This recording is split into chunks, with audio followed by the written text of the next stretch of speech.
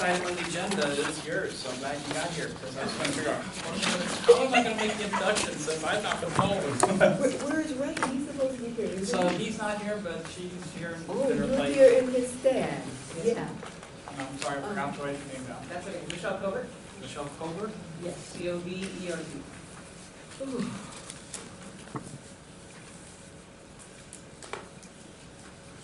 Anyhow, next item is, you're looking at the issue of homelessness in San Jose, and what can we in the Neighborhoods Commission do to help this problem?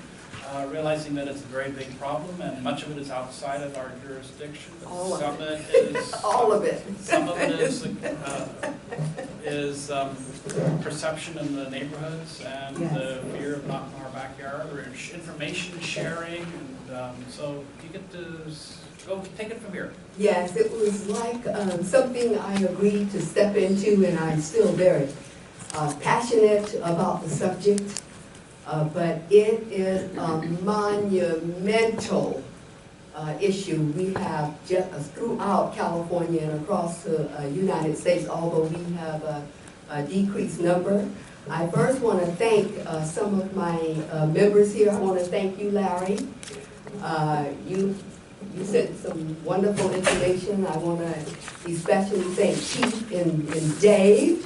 They were not really listed as official members, but they sent some very good information over the last, it seems like it was only 2 weeks ago I took this on. But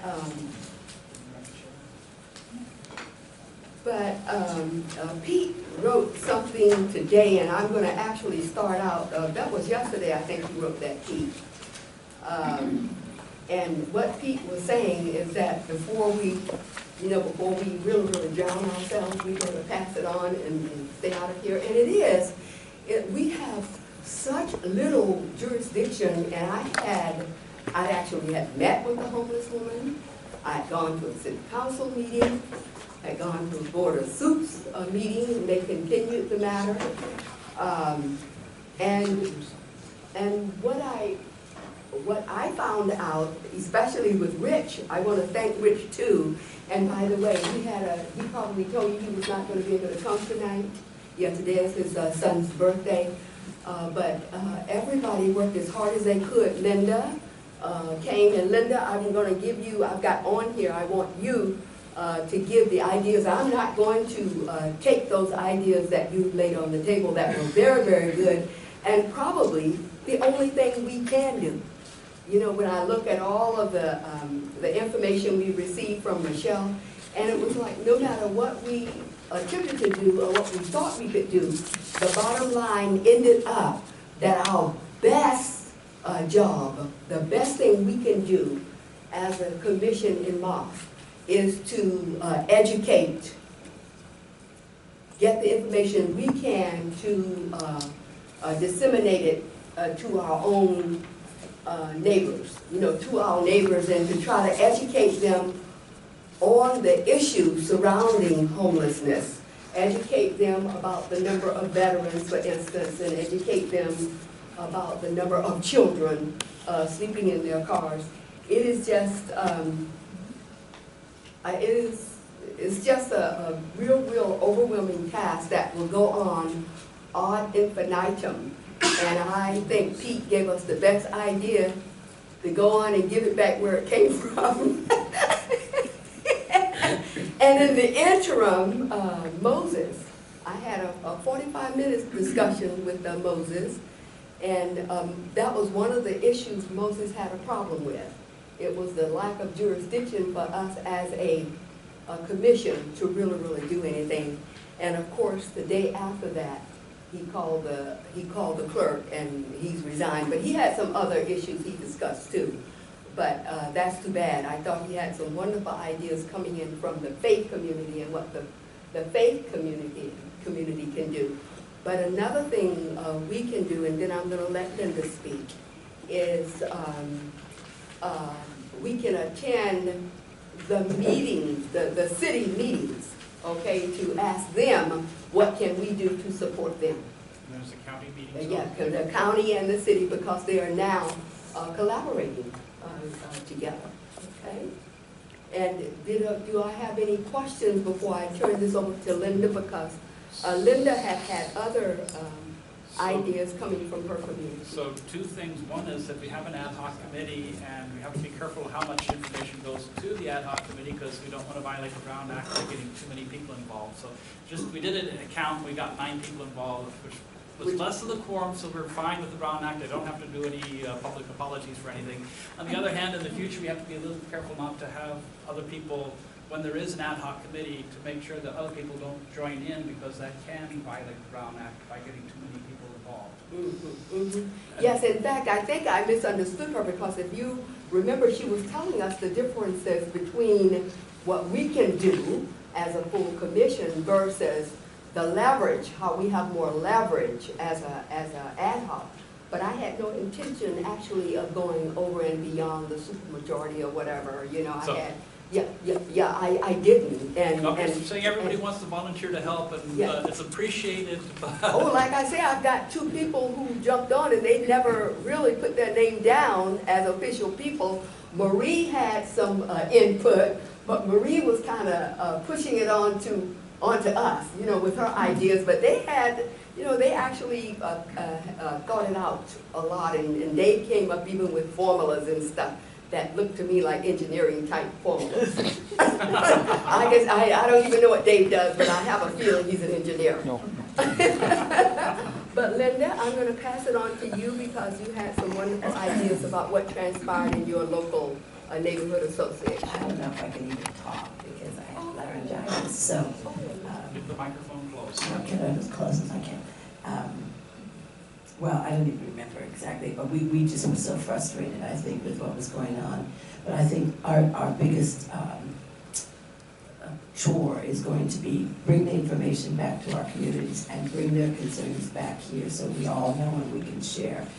Because right now we get upset with the homeless need in our areas, and so we don't want that to be, you know, we need to be more empathetic and compassionate with what's going on with them. We don't even realize that there are veterans out there, that there are children out there even. People are not choosing to be homeless. So in Berryessa, we did have we invited a group to come out and talk to us. It's downtown streets, I think it was called. And so that was another way of finding out what kinds of things that they do and what could we do. Their suggestions were they give out gift cards like to Safeway or gasoline for them, for the homeless people to get to a job, give them all kinds of resources, support them in the resources that are out there. Or, Chair. I can't remember all the things we talked about, but we saw that as our main job, is to just, and then have people report to us from these different organizations, the county and the city. They should be telling us what's going on so we can give that information back to our community. And then where do we call, what kind of help can we give, what kind of information can we give back, so our people can not just be frustrated that the homeless are in our area. Thank you, Linda. Nick, thank you. Nick came to the meeting too, and it was almost like everything Nick suggested, Nick was told that, you know, we're stepping over the line, we're out of bounds. But Nick, I really would like for you to bring us up to date, because I know that since our meeting, Johnny put another message to your community about that proposed park and stay, or whatever they wanted to call it, in Almaden Valley.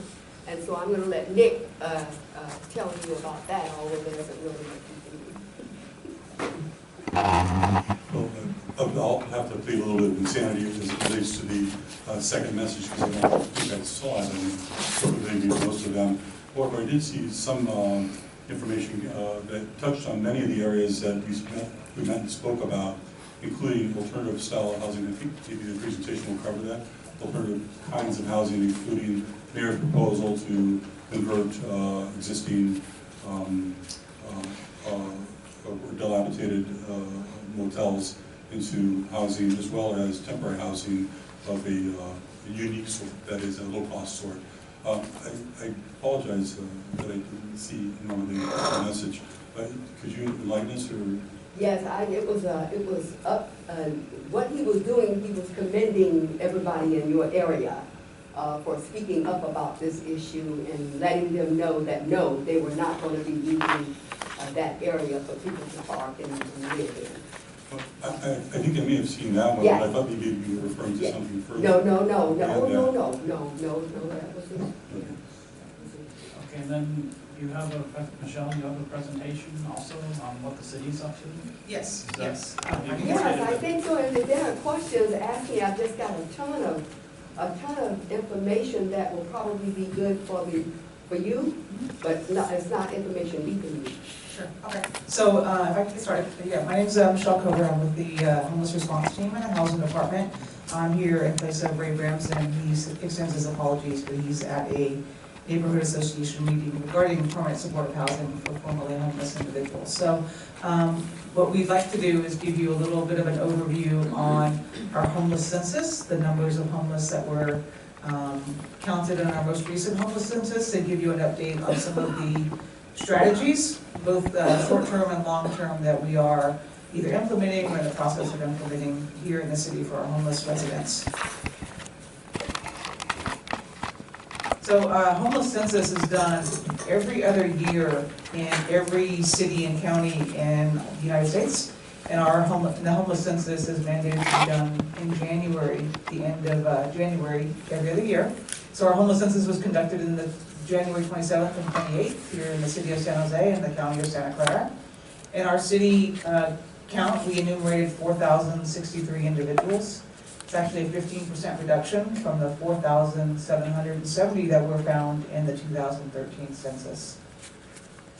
Of that number, a little over 2,800 are unsheltered.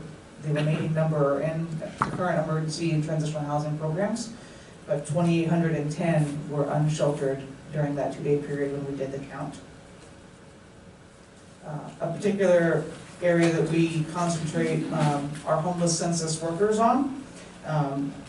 Normally in the community, it's community volunteers and homeless guides. In the encampment areas, we send trained outreach workers to do the homeless census. We found 778 individuals in the homeless encampments.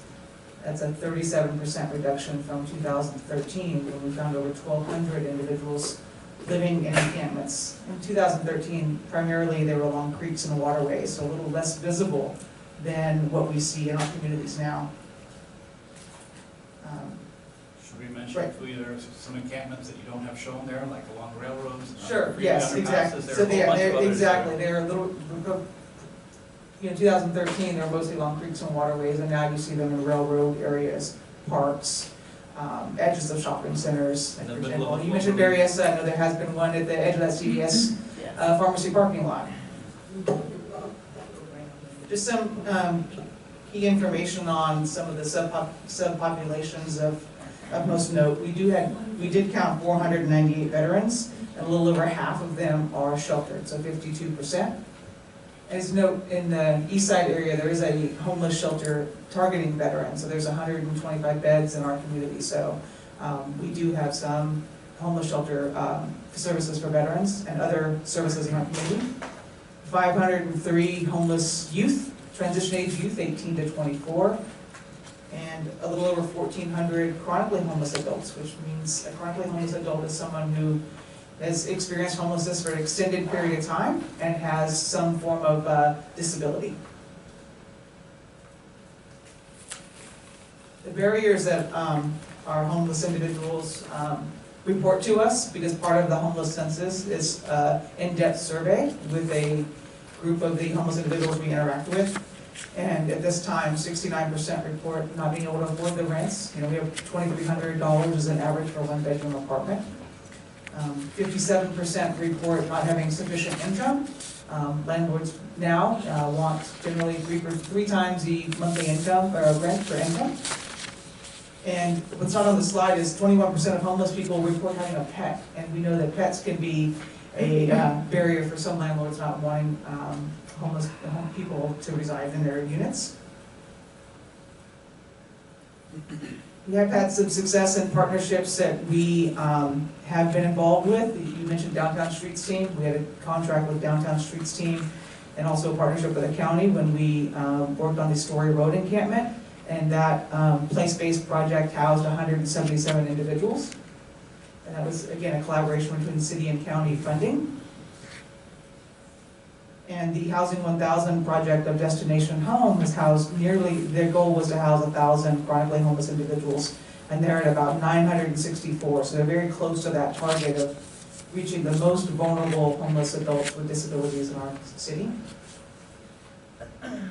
As we all know, we face significant challenges. We have a tight rental market. Right now, we are at a 4% vacancy rate.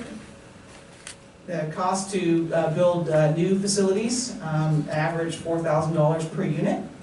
And in an ideal time frame, take 3 to 5 years to build a permanent supportive housing facility. But yet, we also know we have urgency of need. As I mentioned before, slightly over 2,800 people were found to be unsheltered in our last census. And while we think that may be a conservative number, it's hard for us to feel that homelessness is going down in our community because it's so visible to us. So we do know that it is an urgent matter. So the numbers are important because we monitor them over time, but the reality is we have such an urgent need in our community. So some newer targeted strategies that have started in the last year was for outreach, it's been in the last 2 years. So we have dedicated nonprofit partners that are doing outreach in the downtown core and the surrounding, all districts of the city of San Jose.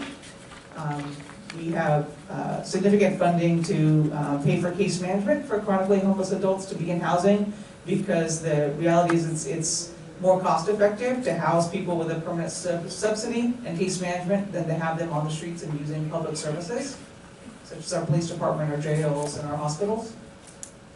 We have a great program for clients who have small, minor criminal issues and are resistant to services, where we have a judge support us in helping those clients stay on track and stay out of trouble and stay off the streets. We have a partnership with Downtown Streets Team and Groundworks where homeless people are trained on building maintenance and house and maintenance in the downtown area that then will lead to service industry or maintenance types of positions. We use some federal funds that come to us for rental subsidy coupons. So we have enough funding to do 200 rental coupons.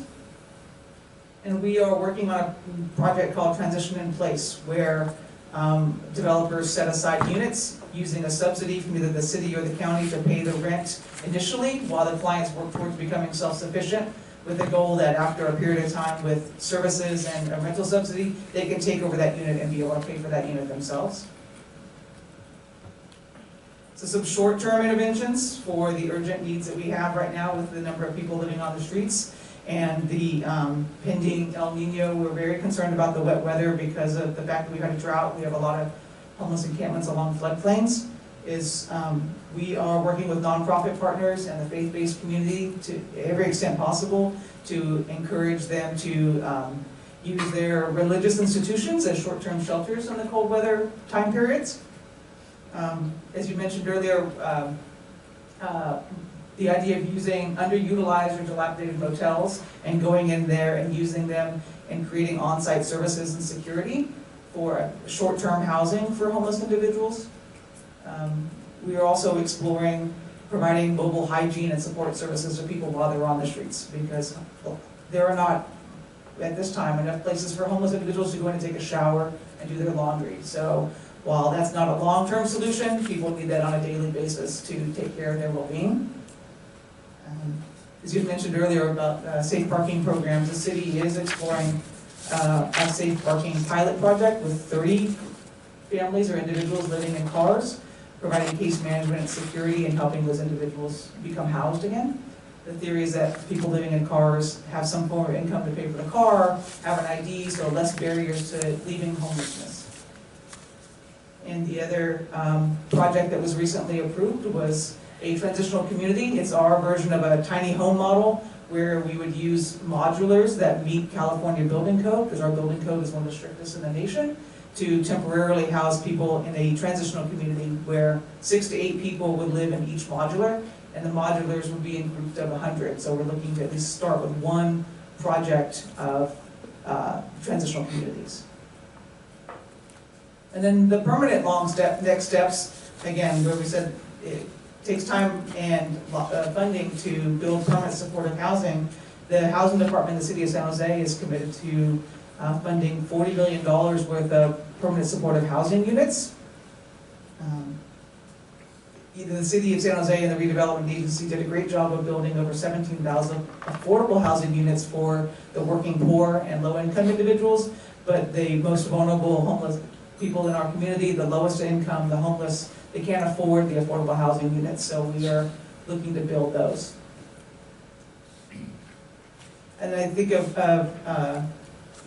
importance for that also is one of the programs I mentioned earlier is a citywide outreach, is that we need our neighborhoods and our constituents and the residents to keep us informed on where homeless encampments are growing or are at in your community, so that we could start with providing outreach and offering services, and then scheduling, when necessary, any kind of encampment cleanup or abatement. And we coordinate with the other entities in our city that own property, so Union Pacific, Caltrans, county park rangers, and state fish and game, state wildlife staff.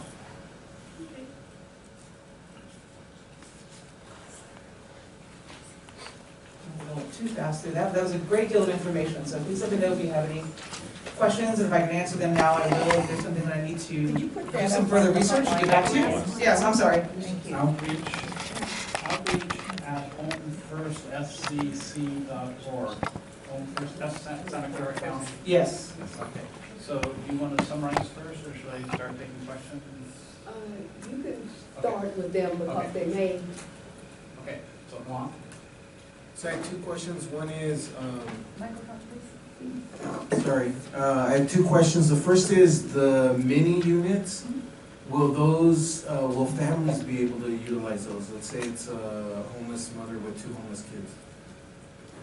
I think the original intent was for homeless single adults. Homeless families, we fund rapid rehousing programs so that homeless families can quickly find their own unit with a short-term rental assistance and case management. So that's the ideal response to homeless families. So right now, I think the intention is homeless single adults, but I'm not, that would have to double check to be 100% sure. Okay, and the second question is, I know that there's or I think there still is a city cleanup, and I wonder, can that be used to report homeless encampments? I know that you have information up here, and I'm just trying to figure out something that might be easier to, an easier process for people, and I'm just wondering. Well, I know there's calls in for like litter and graffiti cleanup. Yeah. And so if you see where there's, sometimes it looks like illegal dumping, sometimes it looks like a homeless encampment.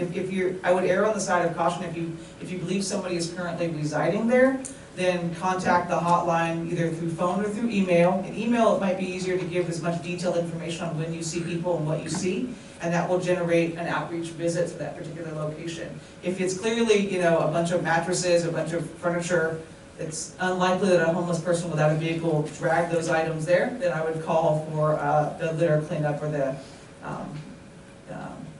unlawful dumping numbers. So then, I just have a suggestion, and I think it would be good to be able to use that app for reporting possible homeless encampments as well. Okay. I will note that and discuss it in our department. Gary? Just a couple of things. Will we get a copy of this presentation? Right, is this going to be online for us? Yes. Okay, thank And you. the other thing, maybe I missed it, what did you attribute the 15% reduction to from the previous census? One would be the Housing 1000 campaign that has nearly housed 1,000 chronically homeless individuals with disabilities. And some of the strategies that we talked about, the tenant-based rental assistance coupons, the place-based strategy at the Story Road encampment that did provide housing to a significant number of individuals. So it's a success kind of story that you see positive outcome here from the program. Yes, but we have a great deal of work to do in our community. So it's a small sign of success that we want to build upon. with the county and with Destination Home, they've developed a community plan to end homelessness with a goal of creating 6,000 housing opportunities. And the city has endorsed that plan. Michelle? Yes. Yes, I've seen this idea of the modular homes, but then I understand the problem with that idea is the space, is the land. Correct. And that is what's holding it up. Is that correct? It's, You know, the idea Yes, is floating out that there, is- but they cannot come up with the proper location. there's definitely the challenge of having enough for 2,800 people, but what typically happens is you start with a pilot project, you learn from its successes, and then you replicate that wherever possible. So these modular houses, are they houses? I've also heard things about making vehicles that technically meet the DMV code rather than a very strict housing code, makes it a lot cheaper to build. We looked into the mobile units and presented that to a commission or a committee in 2014, and the capital cost to buy those vehicles for 100, I think, was like $1.8 million. They were $18,000 a piece, so they're quite expensive to purchase those vehicles. Whereas a modular, a modular could house 8 individuals and also have community space for meals and for restrooms, and would be used temporarily, and then as somebody moves onto their own housing, somebody could replace. So it's using modular houses versus giving somebody a vehicle. I was at one county meeting where they talked about giving them $7,000 worth of materials, and they built their own thing. It was a little small, like a very small trailer house, but it had 3 bunk beds and a kitchen table, and that was about it, and a small toilet. A lot cheaper than that. Yeah, that's not, I don't have any, I would have to get back to you on whether or not that's a project that the city is gonna go for, or if that's something that the county staff member, I don't know if you wanna answer that, Janice? Can I? Please.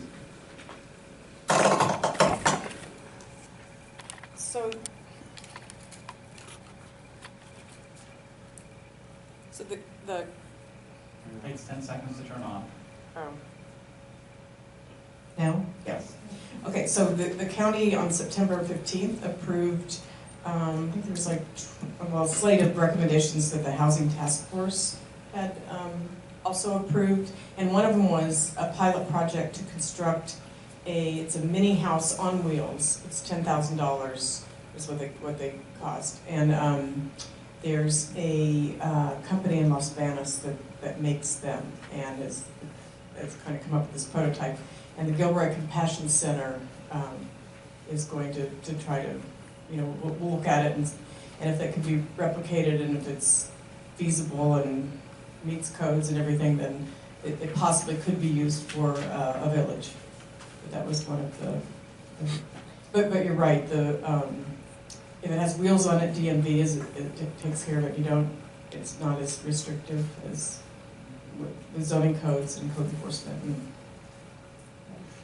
So you talk about 4,000 people, I thought I remembered 7,000, was that 7,000 in the county and 4,000 in San Jose? Is that Yeah, it's 6,556. 556. Very close. Yeah. It was over 7,000 in 2013, it was about 6,500 in 2015. And the city and the county are working together on these things? Yeah. They're little county pockets and you don't want to shift them outside the city limits. Right. So any questions on this side? Let's see. Oh, thank you, Nick. So one of the frustrations I see from folks in my community online is frustration about the amount that we're spending on homelessness, not taking into account the cost of jails and hospitals and all the other, you're going to pay one way or another, there's no free lunch. And one of the things I hear that I'm eager to shut down is the conversation that, well, if we provide these amenities for the homeless, such as all the things you've enumerated here, it will attract more homelessness. So I see this and I'm eager to stop that type of conversation because I don't think that's responsible. And I wanted to find out your thoughts on that, or have you seen people attracted to communities that take responsible care of the homeless communities, or can you speak to that? Yeah, well, along with, when we do the homeless census, like I said, we do follow-up surveys, and we ask the city of origin, so where were you living prior to becoming homeless? And the trend is that 85% or more are from our local county. So it's hard to ask city by city where you are from, but it's over 84% report being from the Santa Clara County, an additional, I believe, 7% being from other areas of the state. So, and that over time, but when we asked in the homeless encampments, it was nearly 100% were US San Jose residents prior to being. And the theory is, the thinking is, you live where you're comfortable. So even if you're homeless, you don't tend to travel too far. You actually, your travel circumference, it even gets smaller. So you go where you're comfortable, where there are services that are close to you. So there have been some anecdotal information from park rangers that they've seen people here for short periods of time from Central Valley, but they haven't stuck around. They go back to where they're comfortable with, where they're familiar with, and where they have connections. So I can get that information to you. It's in the homeless census, and so census report that is on the website, and it shows the number of people that are reporting to be from our city. Thank you, that's very helpful. Also, I'd like to thank you. It was almost entirely data. It's almost entirely numbers and percentages, and I'm profoundly grateful for that, because homelessness is such an emotional issue for many of us. To see the numbers really helps. Thank you. And I did have a story, but somehow I skipped it. If any of you from the downtown core, there's a gentleman that we all knew was Blankets, and Blankets refused services for 3 to 4 years, but through partnership and continuing to try and working with Downtown Streets team and working with Groundworks and working with the local police department and the judge, finally convinced him that coming inside rather than living in that alcove on First and Santa Clara is a good idea. And he's been housed since June 4th, and he hasn't returned to the street. So that was something that I didn't really expect would get over his resistance to help. We found out he likes candy, so we got him candy, and that was kind of built that relationship. You got to do whatever works, and we just don't give up. And so that's the thing, is you can't write anybody off. My concern continues to be, what in the world are we going to do with these people if El Nino indeed hits? They are talking about, of course, renovating the plaza, and they can only situate 49, I think they said 49 families there, and they are just adamantly against anything coming up, even if it's temporarily similar to the what happened with the jungle. And I just realized, I think for the first time, even though I was here when they broke the jungle up, that they only gave those thousands of people only 4 days to pack their bags and get out of there. And what did they do? A lot of them ran all over the place, all over the neighborhoods. And when I went to the meeting, the one thing is for sure, they are adamantly against coming up with any temporary tent city. So what are they going to do when that water starts running down the street with all that power, and these people have no place to go? Well, that's why I mentioned previously that the city and the county are working together. The county has developed a cold weather implementation plan, and the city is a partner in that, and we're working with our nonprofit partners and our faith-based partners and giving them an ordinance that does allow them to use their facility up to 35 days for up to 15 people, so it's not overburdening any one church or any one neighborhood by making their facility available for the short periods of time when the weather is the wettest. Yes, this is my last question. I know that is a consideration, but have you already compiled a list of the willing churches who are willing to set up shelters for these people in time of emergency? I see someone from the audience saying no. There are a few, but we need many more. And that's also only for 35 days, and they move to another place and shifting around. Right, but the prediction is 30 to 35 days of the wettest time period of El Nino. So. And then they go back From outside. December to March this year. Right. For example, last year, the cold weather implementation plan was needed from December 28th through January 2nd. But that was colder weather. This year, we're expecting just longer periods of wet weather. Okay, let me continue around taking questions. So, Nick? I think if you'd kindly flip back to the temporary slide, and then there was another one that's more permanent. And while we're flipping to it, this is a really great slide where it talks about the very temporary for warming centers where we have a cold night where someone can expire in the streets because of exposure. The safe parking pilot, I'm going to jump to pretty quickly. That's one that's incredibly controversial. Did you see that was a pilot that's already been approved? The safe Safe parking pilot is a question, please. We were given authorization to seek requests for proposals from nonprofit partners, so we are in the process of receiving proposals at this time. And so we saw incredible pushback from across District 10 for the possibility for that like land in District 10's backyard or front yard, as that may be. However, one of the things I've come across and I saw is Thousand Trails is a campground. They have a program by which they allow people not just to stay there for short times, but also for indefinite periods of time, as long as they're in some kind of approved structure. And what that structure is, what the rules are, I'm not so sure. There may be a way to combine something like that together. This is going to be really controversial where you place this. I'm supportive of professionally and personally supportive and civically supportive of having an ability for folks that are living out of their cars to have a place to do it safely, because we already have them in our neighborhoods. We have RVs, and we have people that are just essentially living in the trunks and back seats of their cars. And you know this, and I'm reaching to the converted.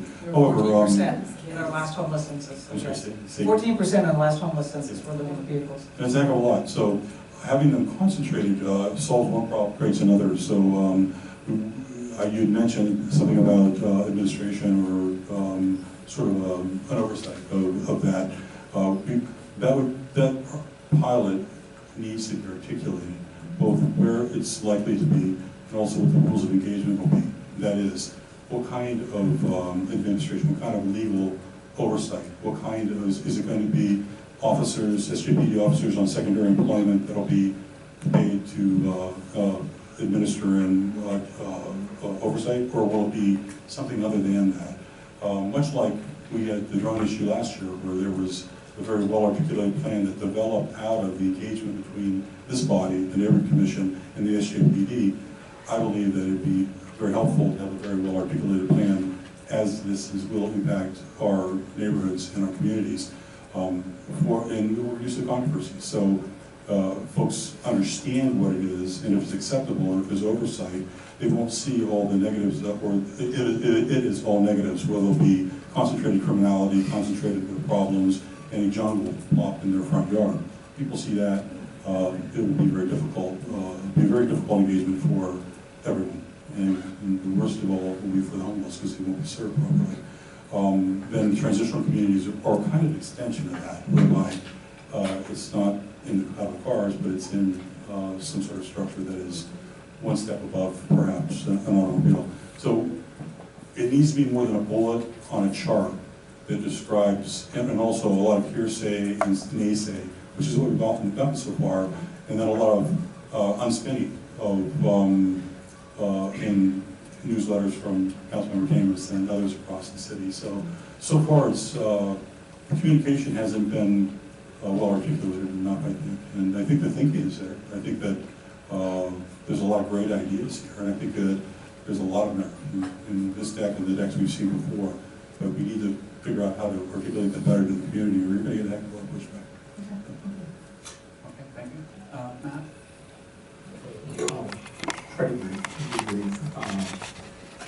I represent District 8 along with Nicole, and one of the consistent messages I have heard from people have been in regards to, first, not knowing how to report when there's a homeless encampment, and secondly, and this is perhaps the harder issue, we've had at least one case where there's a chronically homeless person, probably mentally ill, moved from one location to a location nearby, camps on the sidewalk. People are extremely concerned because children are going to school past him.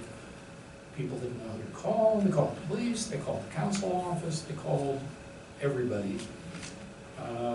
And then they didn't know whether there was a follow-up, because I imagine even if your response team went out and talked to this person, and I know people from businesses nearby talked to him, he doesn't speak, just doesn't talk back. And so it leaves the residents wondering, is there anything occurring? And this is just a general other side of the outreach problem, is somehow or another connecting, making it easy for the people to report to you when they see a problem, but also making it easy for them to get feedback so they know something's being done, that yes, we're visiting them regularly, we're trying to convince them to move into housing instead of living on the sidewalk. I would say, there is, the desire is there, and the expectation from our nonprofit partner is that they do visit the locations that are reported to them, generally within one business day. But if you can think of the magnitude of the number of calls they get, we've asked them to create, we put it into their contract that they either are available to answer your questions live when you call in, or give you contact back, but the reality is that they are getting, on a slow day, 10 emails, 10 calls throughout the city, and they may need to take many, many, many visits to that particular person to overcome resistance, because it is a challenge when someone has a mental illness, but it is declining all forms of service. We don't have an ability, unless they are a danger to themselves or danger to others, to have them hospitalized against their will. So it takes a consistent, ongoing interactions, and that takes time. Like I mentioned with the gentleman, blankets on First and Santa Clara, and we just lived downtown core. Outreach workers and program workers interacted with him, on a regular basis, off and on, for a couple of years. So there isn't always a short term. I mean, it's not always a quick fix when you have that particular situation. I actually think I know who you're referring to, about the 7-Eleven on Norwood. Yeah. That may be what. Okay, I think that's one of them in that particular area. So, but continuing to,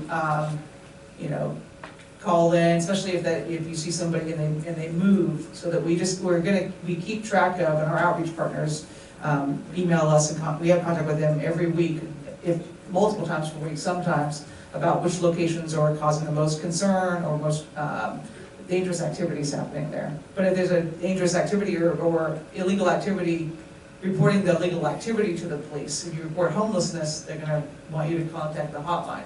But if you report illegal activity, they respond to illegal activity.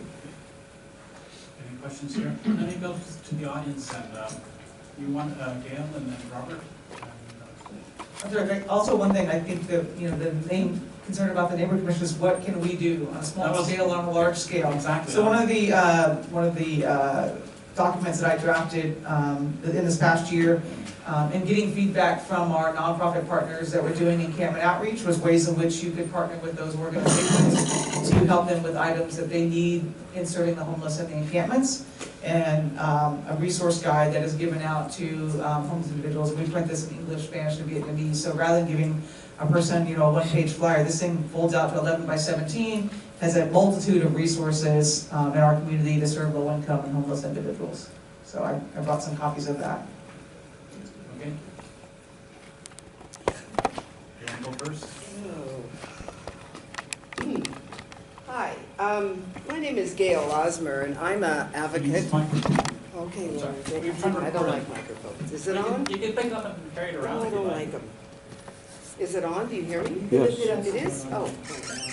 Oh, I don't like them. Okay, well, so I don't think it's on. So I sit here and I'm listening to this, and Michelle, I know you guys do a wonderful job. I know that. But how many of you that are sitting on this committee or commission actually have talked or gone to the jungle or gone to any of the encampments and talked to homeless people? Oh, okay, good. I mean, I sit here and I listen, and we have a real problem here. We don't need anything tomorrow. We need something now. And I am sick and tired of people saying NIMBYism and not in my backyard. I see things that your council person is doing, and the minute they talked about the SAFE program, oh my God, the neighbors had a heart attack. These are human beings that we are talking about, okay? Michelle, you and Ray are doing a great job, but we need hundreds and thousands of places. The Plaza Hotel won't be ready for a couple of years, okay? A lot of these things won't, well, end of 2016. We have weather coming up. How many faith-based organizations have you guys gotten together? Not very many at this point. I know you're trying. We are trying. We as a homeless community of people, activists working, are trying to get faith-based groups like the rotating shelters we had. If there was a will, there should be a way. We should be changing the ordinance for 35 days. We need to look into changing that ordinance. It's 35 days in a calendar year, right? Yes. Okay. We need to change that. I live in Rocha's council district, and I went with Jackie the other day to talk to people living in motorhomes and in whatever. All they want to do is have a safe place to go. They're human beings, they work. Just because they're homeless, people are treating them like animals. And I'm tired of it. We need something now, okay? All of you need to get together and decide what we're gonna do now. We need legal, and I'm saying legal encampments, okay? Legal encampments. We need buildings that they can be put into, not put into, that sounds horrible, that they can go to and stay for the winter. And then we'll work on permanent housing. But, you know, everybody is so scared of homeless people. Now, I think one of our group people here we are having Exodus, oh, I have a time limit, Larry? Oh, okay. If you want to pass this, I don't know if you have any. I would love to have every single one of you sitting here come to this Exodus of the jungle. Okay, if you can make it on the 24th, it's going to be at the United Methodist. Larry, you know where that is, on Lincoln, or off Lincoln, Newport. What is it? It's a documentary. Do you have any more? A documentary about how the homeless people were treated, getting kicked out of the jungle in the rain. So, Don, do you think you might want to come? You're sitting there smiling. I was wondering. Why, you don't want one? Okay, here.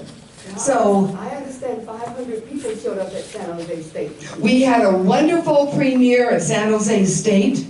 We had council people. The only city housing person there that I'm aware of was Jackie Morales. She stayed the whole time. And how wonderful. Jackie does care about people, and Jackie does care about people's rights. And she was there from the beginning until the end. And I hope you all can attend this, because you will open your eyes, and I think you might have a little bit more compassion for the homeless people. Sir, do you have a question? Can I? Well, I want to say two things. One is, thank you for passing this out. I'll definitely distribute it. And I just want to let you know that in the future, if you, thank you for passing this out. I really appreciate it. I just wanted to point out that if in the future you have a really long message and you have more than one person here, you could each take 2 minutes, and so that way we still stick to. Okay, I didn't know I had a time limit. Everybody. So Okay. if there are other people, they can speak for another 2 minutes. Okay. 2 minutes, okay? I didn't know I had a time limit, but thank you. And I want to thank Rocha for his caring heart of being a city council person and reaching out to his constituents. Thanks. Okay, and then, let's see, you want to speak next? Okay, thank you. Thank you, Gail. Hi, I'm Mary Tucker from downtown District 3. I applaud the work that you and the city and the county are doing. Saw the new strategies that you were starting to address, and within the downtown we've heard of something called the Path Ventures that the city is going to start to work with, and I haven't been able to find out much information about that. Can you enlighten me on that, please? If I could get your contact information, I'll get back to you later on. That's not a project that I'm responsible for, so I don't want to speak inappropriately about it. So if I get your contact information, I'll put you in charge of in connection with the project manager. Because we've heard that they're going to be buying land and doing transitional housing for the homeless. So we're just trying to confirm and understand what's going on. Okay. Thank you. And I heard something was happening at Anazuka Base. Is that anything up with that? Or? Can I defer to Janice? That's the cold weather shelter program that has always traditionally been, there's always been one in North County, South County, and Central San Jose. And that is a location for the North County Cold Weather Shelter Program. And Typically 100 people, sometimes goes up to 125. Robert, did you want to say anything? Yeah, you want to go first?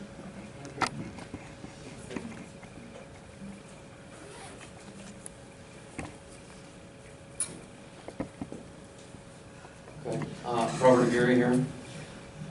If you add up all the number of beds that are going to be available for the cold weather shelter, we have approximately what, how many? 1,500? 1,500 beds? That's my off the cuff guess. Okay. And how many people are sleeping outdoors at any given night? 2,800. 2,800. We're short. Okay.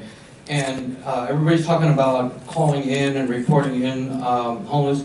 Let's just pass out pellet guns and we can just shoot them and then, you know, just run them off ourselves instead of waiting for somebody to come and show up. If you're going to be as inhumane as to call in somebody who's trying to find a place, who has no place to go, who continues to get swept week after week, then, you know, what's the point? What's the point of that? It costs an average of $10,000 per sweep. They've done 80 sweeps in July, 80 in August, and 80 in September. Okay, so that's $2.4 million? What could we do with $2.4 million besides shuttle people around? Okay, so I think we need to rethink this whole process, and I think we need to change our attitudes and understand that we are talking about human beings. We're talking about people that are in unfortunate situations, and that most of the times, it's not even their fault. Okay, I was homeless myself. I lived in the jungle, and I know what it's like to find yourself in a situation that you can't get yourself out of because of circumstances that are beyond your control.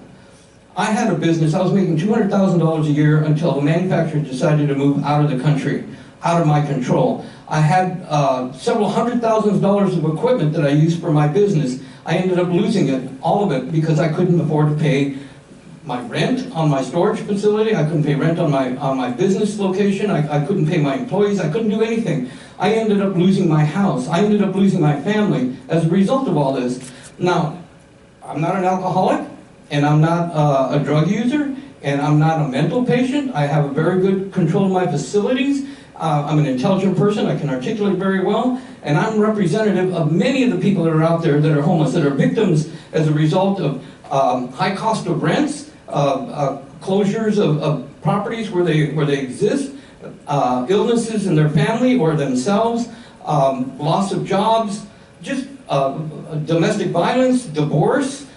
There's a bunch of reasons. I can just sit here and keep naming them one after the other. But the thing is that these are things that are out of their control. And what you do when you call in is you turn those people into people that get chased around, they lose their possessions, they go and they get their driver's license and they get their social security card, and in an instant it's gone. And you know what? They're 3 months behind because they got to go and get in line and pay money to get all this stuff over. You can't get your social security card until you got your ID, and you can't get your ID until you get $28 to go and pay it. And you need a way to get there. And if you have no way to get around, what are you going to do? It takes you all day to figure out where you're going to sleep that night, and it's going to take you a little bit longer to figure out where you're going to eat. And you're calling them in? Does this make sense? Does it make sense to sweep people around that are unfortunate, that are less fortunate than the rest of us, that have places to live, that have a place where we can shower every day, we can go to a job clean and feeling refreshed, and yet you have people that want to go to work but have no place to shower, they have no place to take care of their own personal hygiene, especially women.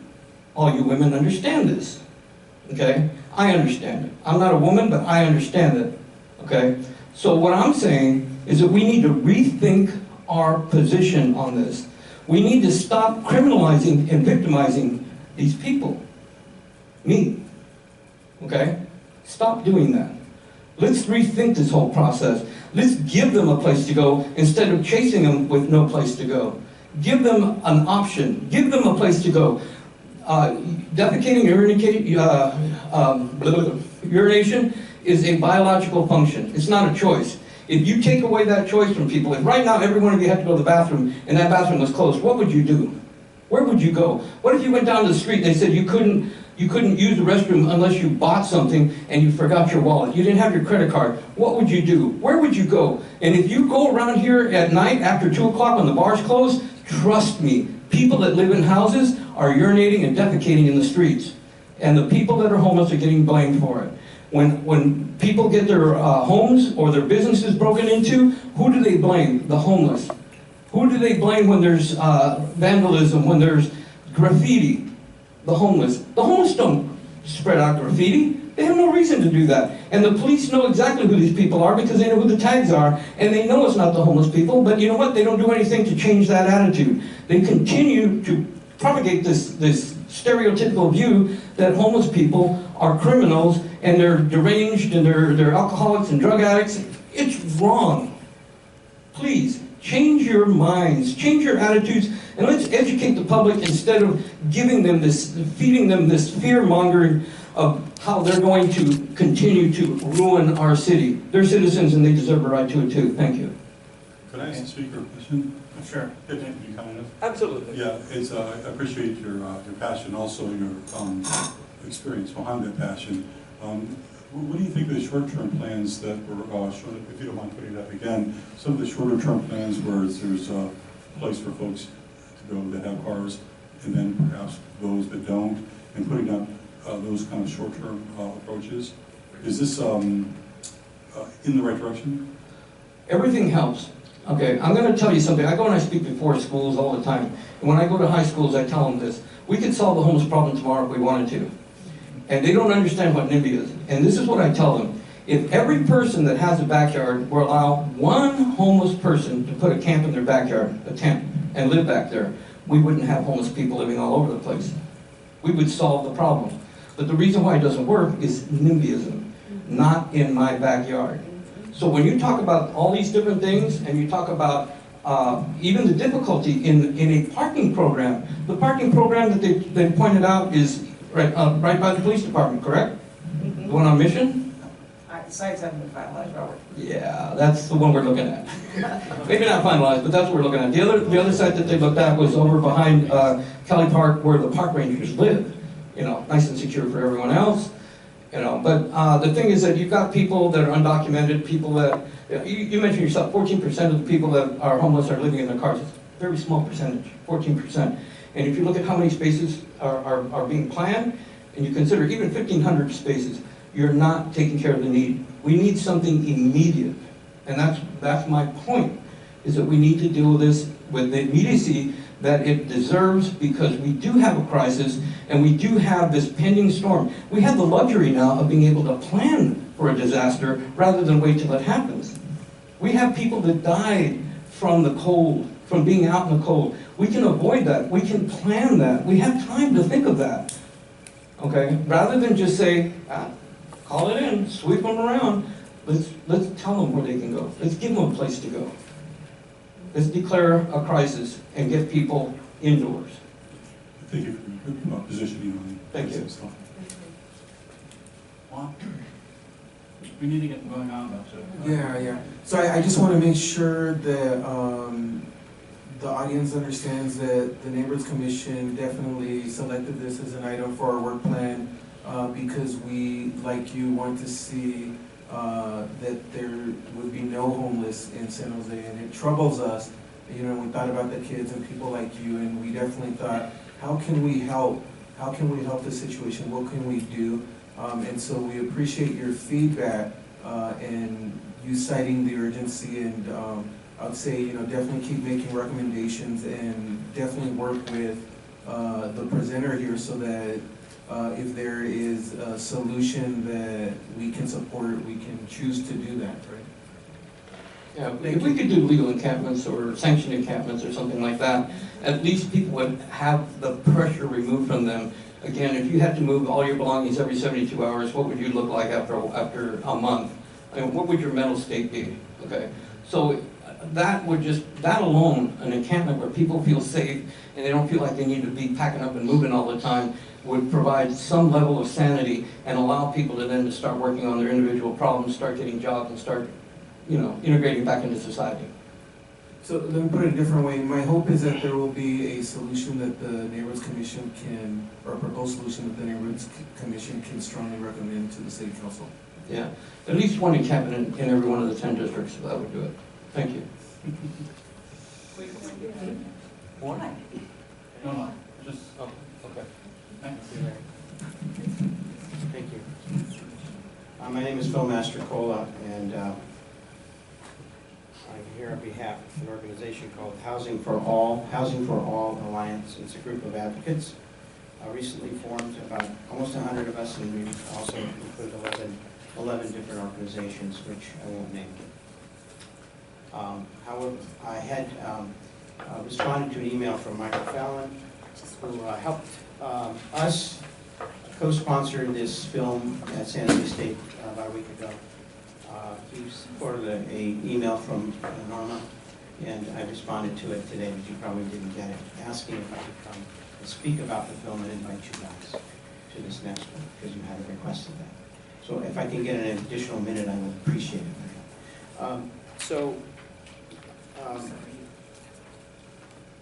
This issue is a complex one. It's extremely emotional, as we've seen from Robert and Gail and others.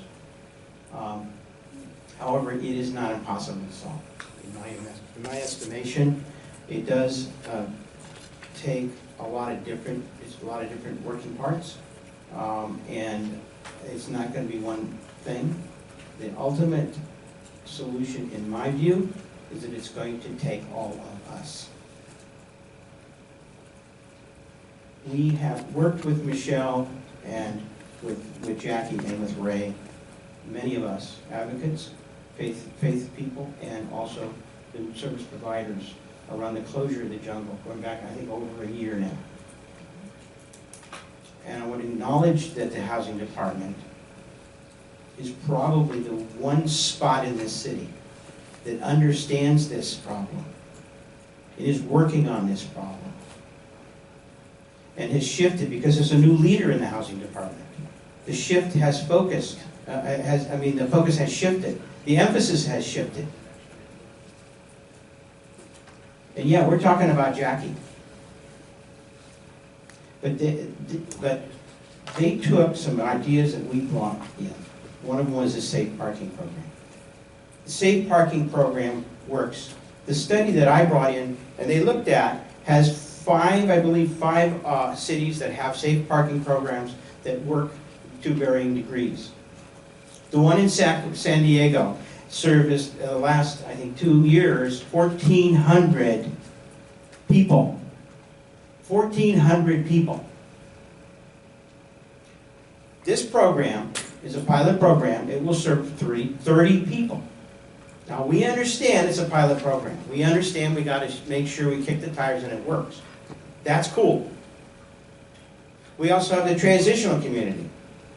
That's supposed to be the tiny house solution that the mayor put out when he was running. That didn't work. The trailers didn't work, as Michelle said. So this is a transitional community. This is only 100 people. Again, it's a pilot program. So now we got 130 people.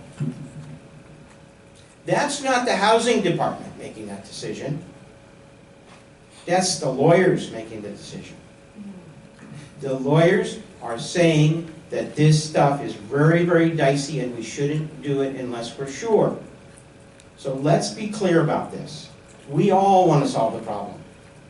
We are looking at, housing is looking at everything. Okay? But let's look at things with less fear and more hope and more trust that we can work together to solve this. I appreciate Linda's comment. And it's the crux of this, is that the information isn't here. The information that we have isn't getting to your neighbors. And the question that your neighbors have isn't getting to us. This is what we have to solve, and that's what this is about. This is a film was created by a group of young people at Debug Silicon Valley. Some of you know Debug, Raj and his group. They came out and filmed what was happening in the jungle the day before, the day during, and several days and weeks afterwards. We were involved in those days. We have lived this history We are proud of this film. That's why we co-sponsored it. I'm here on behalf of the Willow Glen United Methodist Church, also the Almaden Hills Methodist Church, and the Cambrian Methodist Church. The three of them work together. It's called Building Hope. It's a program that helps to educate people and engage their faith communities in solving problems. And the Methodist churches have adopted this issue, homelessness. Over the last year, they've had homeless people out there doing barbecues. They've given them services and provided things. We've all been out there. We've driven people to those churches. Why? Because they want to engage with and learn about homeless people. And homeless people want to engage and learn about the faith people. So I urge you to come on the 24th to Willow Glen United Methodist Church. And I urge you all to ask your neighborhood associations and your friends to also host this film. Yes, it's disturbing, but it's only 25 minutes. And afterwards, hopefully there's an open, honest discussion about what this is about. It's about incorporating those 5,500 or 4,500 people of our residents, and Michelle has told us 85% of us are our neighbors, in a process that brings them back into our communities. Okay? That's what it's about. I am here for one reason. Helen Chapman has asked me to go to the commissions. We went already to the Parks Commission.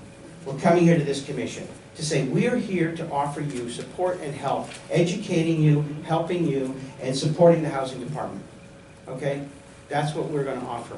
And I'll leave my number. Whoever here has an interest in any contact for us. And I appreciate your time, and I appreciate Michelle being here. Thank you.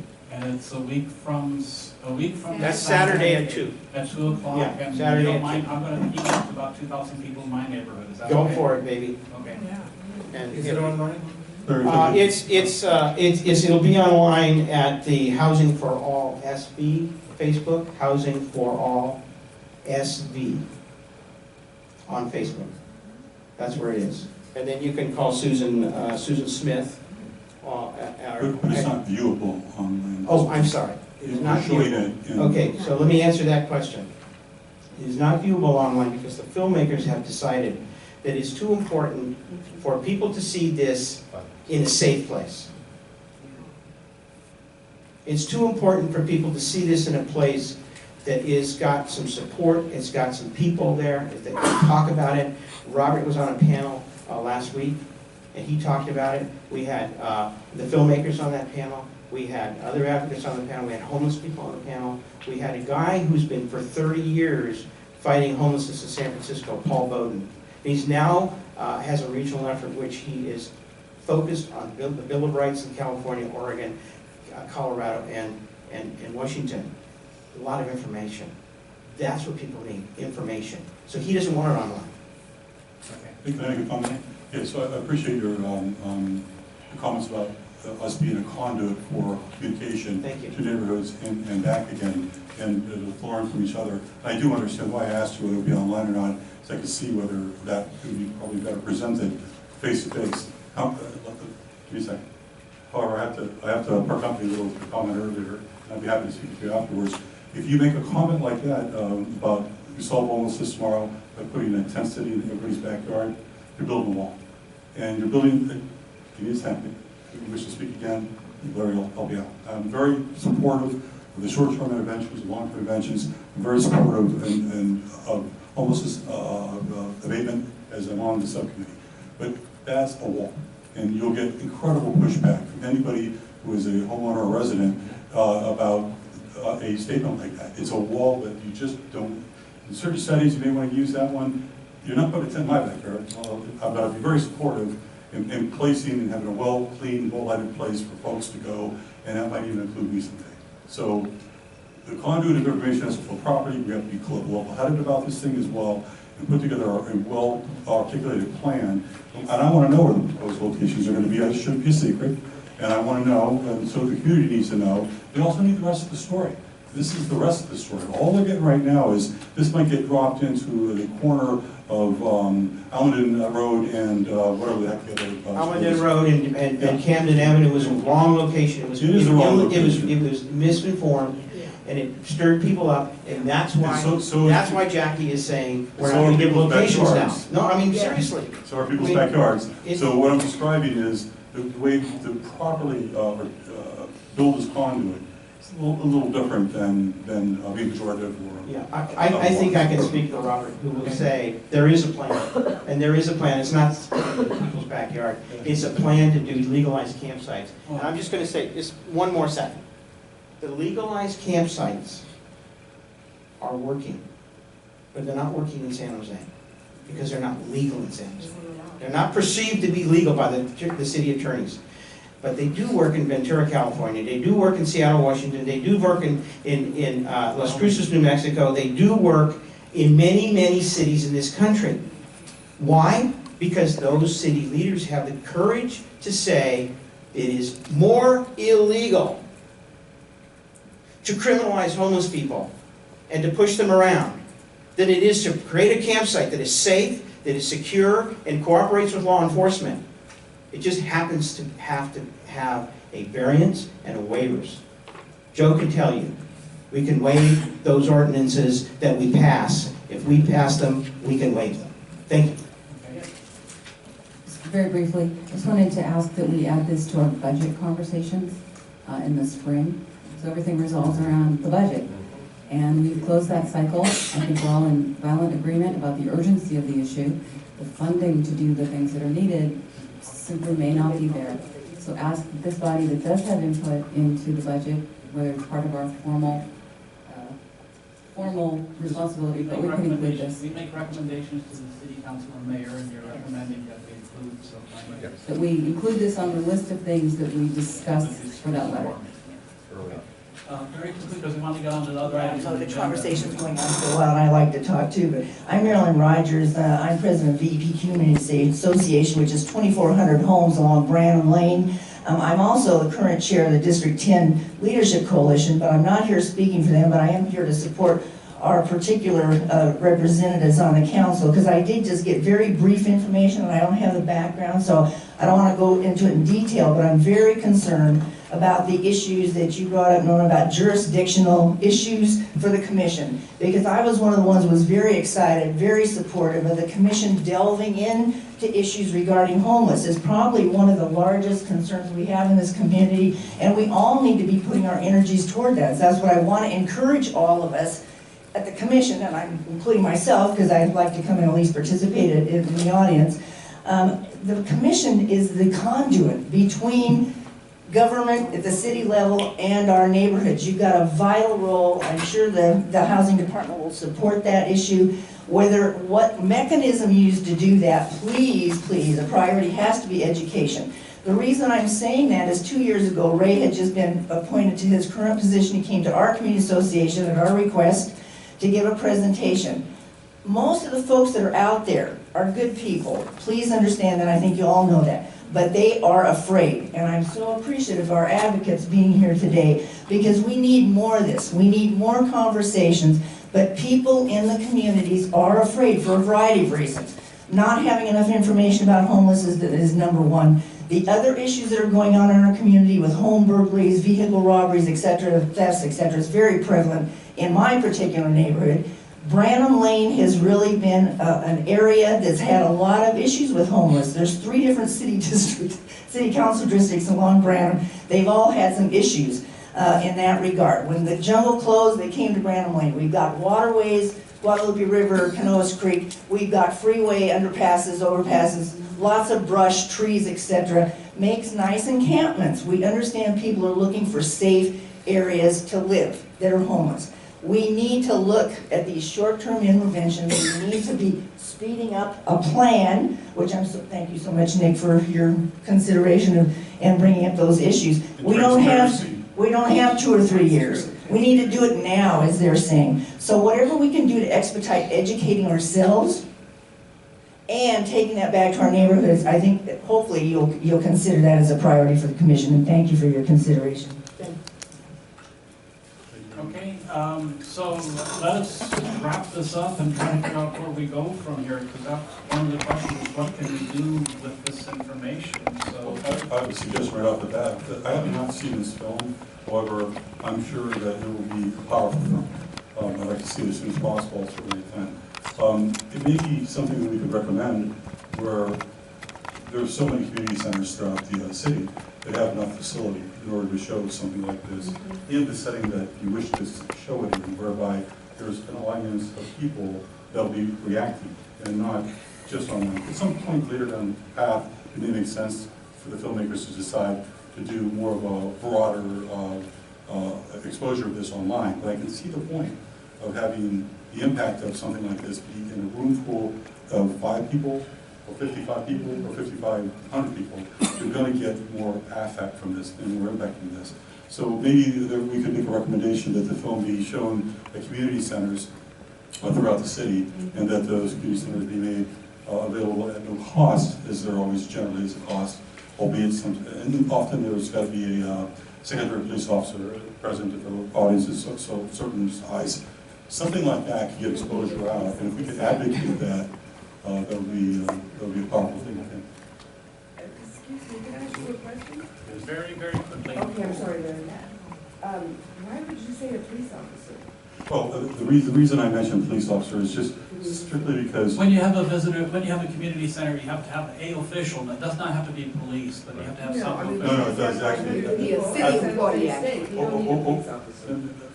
Please don't interact. It's a city rule about a crowd over a certain size has to have security, and generally it's an officer operating under the Secretary of Employment off duty or operating as an officer. This isn't about, it wouldn't be about like protecting somebody from somebody. I don't think that there's going to be any need for that. Okay, then, we need to get going. Yeah, Robert, I think I need to clarify. Just one last thing. If anybody wants to arrange a venue, I'll show up and show the film. Okay, excellent. So do you have your contact information? We'll share it out amongst us, and we'll try to, I encourage us to talk to our different districts and try to arrange schedules. You want to talk to your council member's office, that might be a thing that we can do is, somebody's already taken care of District 6 for me, so I'm free off the hook here. I'm gonna go to this movie next week, but, it sounds like that would be one thing we could. That would fall under education. That would be an education thing that we can do. So let's see, Could ask Johnny. Robert. I believe his name was Robert. Yes. Okay. Can this be put, can this film be put on a DVD? No, No, it can't be put. no. Again, the filmmakers want to not allow multiple copies to get out. If one DVD gets out, anybody can reproduce it. And they, at this point, they're not ready to release it to general, for general release. But I have a copy, and I would bring it and show it. Okay, so let me get your information to Ernest, who will then share it through the official Brown Act process of sharing information contact out, that then you check with your district, your communities, find a convenient time and a location to work with, maybe with your council member, maybe with your neighborhood district groups, and arrange showings.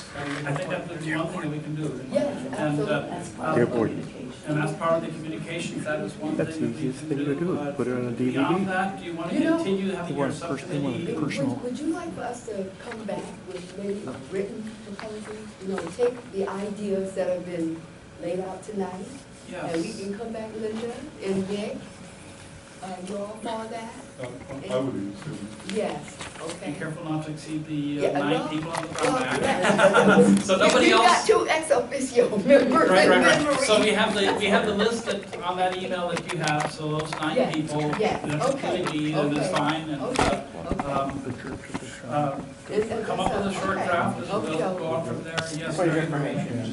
For Andrea's purposes, for Andrea's purposes and also your purposes, we have already made an official offer to each council staff to host this in a council district on behalf of the council member. If the council member wants to be there or staff wants to be there, council member Rocha's staff has already said they want to do that. Jackie Janino. And so it's been offered to all of the district staffs to do this in a community center. We've already done that. So if you can coordinate with them, we'd be glad to do it that way. If you want to do it separately in your districts or your neighborhoods, we'd be glad to do that. Okay. Thank you. Okay. Yeah, Robert, do you want to give your telephone number out? You ready to write it down? Yes. Okay, I'll give my name, Robert Aguirre, Aguirre. My phone number is area code 915-471-8674.